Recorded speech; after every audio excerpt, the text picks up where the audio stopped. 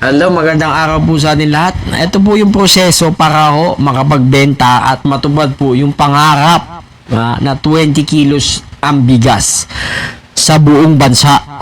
Okay? Ito po yun. Ito po yung proseso. Hindi yung basta sinabi mong bigas, 20 kilos na, bukas. Ay, mahirap po yun. Hindi ho mangyayari yun, ha? Kibuloy lang ho ang makakagawa nun. Okay, panoorin natin to, ha? Ito po yung proseso para malaman po ninyo, okay? Binibili po yung bigas o yung palay binibili ng NFA sa mga magsasaka ng mas mataas na presyo kaysa sa mga private na bumibili. Okay? Intindihan niyo po ba? Naintindihan. Okay? Sige, panoorin natin. Ang magsasaka ang mas mataas na buying price sa palay ng NFA sa Cagayan Province. Pagtitiyak naman ng Agriculture Department, hindi nila hahayaan na malugi ang mga magsasaka. Ang detalye sa Balitang Pambansa ni Dina Villacampa. Malamang pag si hahayaan yan. Sako-sako ng palay ang nakasalansan sa mga sasakyan na yan sa buying station ng National Food Authority sa Tuguegarao City. Dumagsa kasi rito ang mga magsasaka mula sa Cagayan Province matapos i-anunsyo ng NFA na bibilhin sa mas mataas na presyo ang mga ani nilang palay. 50 kilos, 6 times 50 ang price difference niya. Kaya malaki.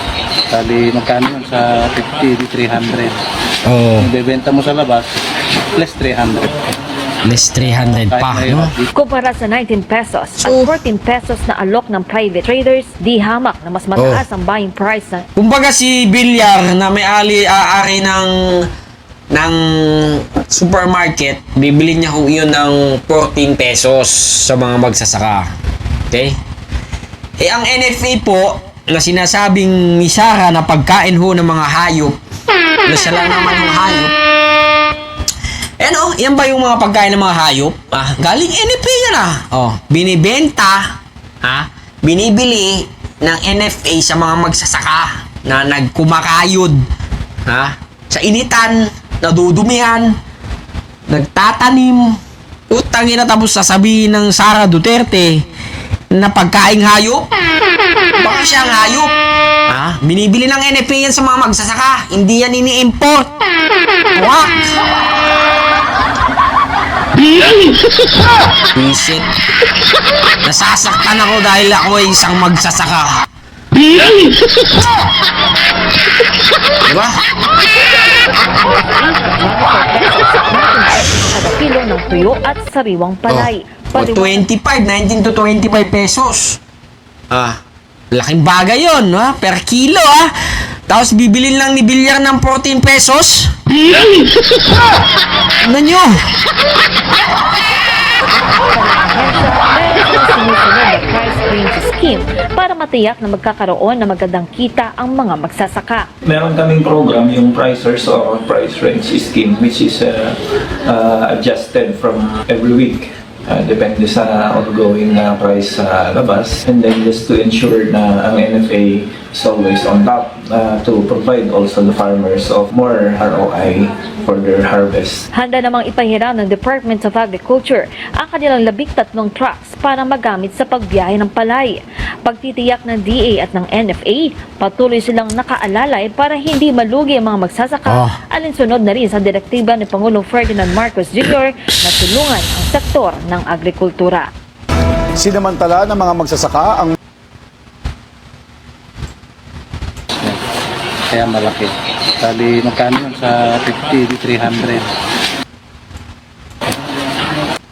Kada kilo ng tuyo.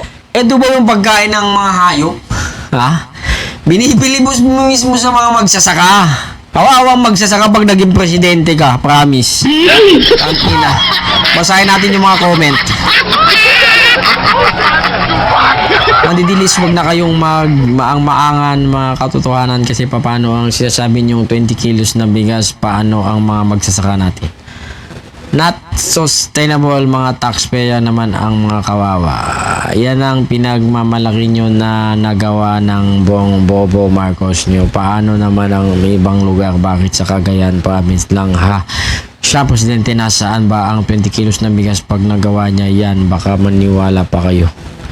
Tingnan, ina makahanap ka ng 20 pesos na bigas. Akala mo napakadali gawin yun. Ngayon lang kami nakababawi ng mga magsasaka. O, nagko-comment mismo yung magsasaka. Hayaan mo na, idol yan. Idiot pala, idiot. Yung buyan eh. Pag ginawang 20 pesos ang bigas, kawawa ang magsasaka. Bagay sa mga didilis yan. Kanta ni Freddy Aguilar, Bulag, Pipi at Bingi. Panahon ni Diggs, 9 pesos to 20. Oh? Sure ka? Ibay talaga si BBM. Ayun lang nangyari yan. NFA lang dapat ang bumili sa mga palay na magsasaka. Hindi yung mga private na mamimili. Dapat sila yung mga napapataas ng presyo ng mga bilihin. Kaya nga mahal ko ang presidente ko. Ayun. Pati po yung mga mas marami yung At in sa favor. palay, paliwanag Diba? pa ng ahensya, meron silang sinusunod na Kaya malaki. Bali, magkano yun sa 50? Kawawa, no? 300. Tangina, tapos sinasabihin na na pagkaing hayop. Tangina, ito ba yung pagkaing hayop? Baka ikaw ang hayop. Tragis ka. Ang hayop yun. Paano nga ba niya malalaman yun? Wala naman siyang programa sa mga magsasaka. Ang programa niya lang, bumatay siguro. Diba? Paano niya iangat ang buhay ng mga mahihirap? Yan na naman tayo sa mga mahihirap.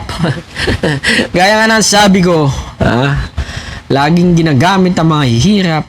Tragis na yan. Ay, nako. Alam mo, sa muli. At kailanman, hindi ho pagkain ng hayop ito, Bibi Sara, Pagkain asal hayop, pwede. Kasi pwede naman kainin ng mga didilis yan eh. Baka nga mauna pa silang magbili. Tragis na yan. Gina. Ay nako.